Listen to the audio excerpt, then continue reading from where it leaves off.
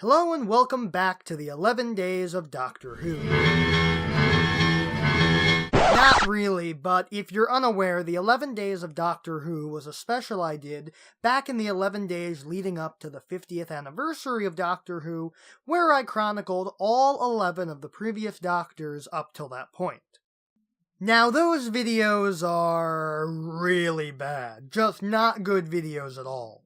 But I want to do something special to commemorate Peter Capaldi's departure from the role of the Doctor. And since I did one for the rest of them, it only seems fair to do a similar, but much better done, chronicle of his tenure with higher production values and an actual script. So, let's begin. Peter Capaldi is a Scottish actor, formerly best known for his role as Malcolm Tucker, the king of angry swearing, from the satirical series The Thick of It, and the film adaptation In the Loop.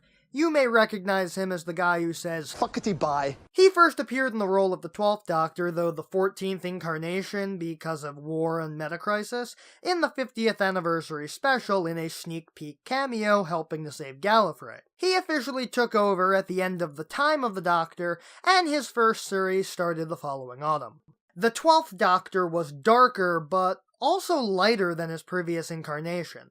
He wasn't weighed down by the Time War because he knew that Gallifrey was out there, somewhere. And he was no longer running away from his death on Trenzalore thanks to the new set of regenerations, courtesy of the Time Lords. But he wasn't sure who he was, actually. He was a unique being.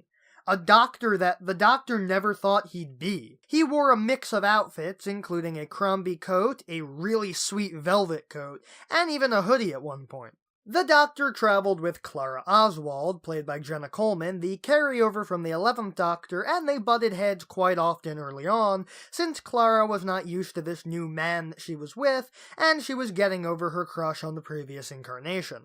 During their time together, Clara started dating Danny Pink, Samuel Anderson, another teacher at Coal Hill School, who tragically dies but is resurrected as a Cyberman by one of the Doctor's oldest nemeses, the Master, who is now Missy, played by Michelle Gomez. The next series saw reappearances of Missy, Davros, Osgood, Kate Stewart, and Unit, and ended with Clara's departure as Clara lays down her life to save a friend, and after the Doctor finds Gallifrey once again, after enduring centuries of torture, fights against Rassilon himself, now played by Donald Sumter, but in the end, Clara wipes the Doctor's memory of her in an inverse of what happened to Donna Noble. Capaldi's final series saw the death of River Song, Alex Kingston, as they finally have their night on Beryllium, foreshadowed by River Song in her first episode.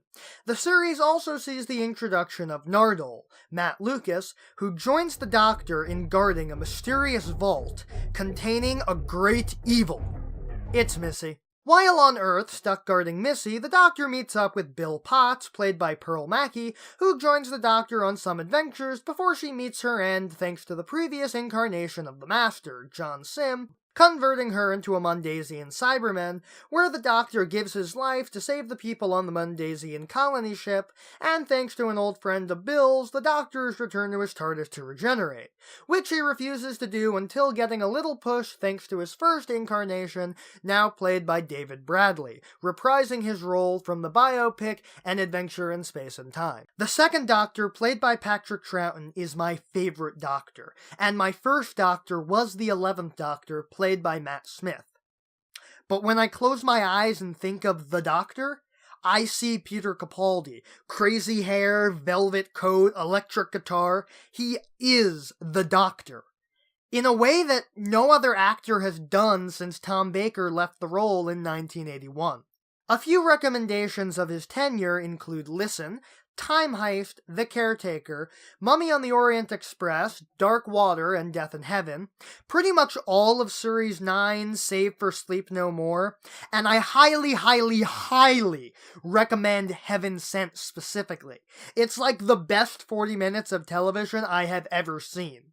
The Husbands of River Song is pretty good, as is the return of Dr. Mysterio, though I'd skip Last Christmas, since it's his weakest Christmas special. I also highly recommend all of Series 10, save for The Eaters of Light. I personally didn't like that one. I especially recommend the pilot, Thin Ice, Extremis, and World Enough in Time, The Doctor Falls. I've only seen Twice Upon a Time once, but I thought it was a brilliant, simple final outing for Capaldi to go out on. I liked Matt Smith's era. It made me a fan of the series, but between all of the mid-season breaks and long hiatuses, Peter Capaldi's kept me energized and excited for the show to return. I really liked Bill, and I wish that she got to continue on with Jodie Whittaker. Though I can also appreciate giving the new showrunner, Chris Chibnall, a clean slate to work with, similar to how the 3rd Doctor and 11th Doctor got fresh starts. Coincidentally, also during a period of reinvention of the show.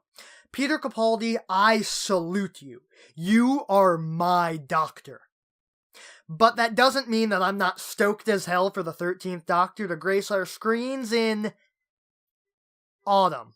And there was much rejoicing. And this concludes our look at the 12th Doctor, played by Peter Capaldi. As the 6th Doctor said moments after he first graced the screens, "Change, my dear.